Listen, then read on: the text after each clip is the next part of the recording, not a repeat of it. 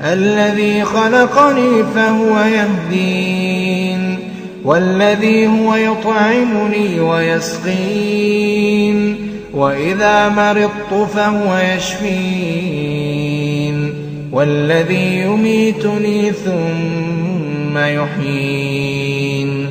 والذي أطمع أن يغفر لي خطيئتي يوم الدين رب هب لي حكما وألحقني بالصالحين واجعل لي لسان صدق في الآخرين واجعلني من ورثة جنة النعيم واغفر لأبي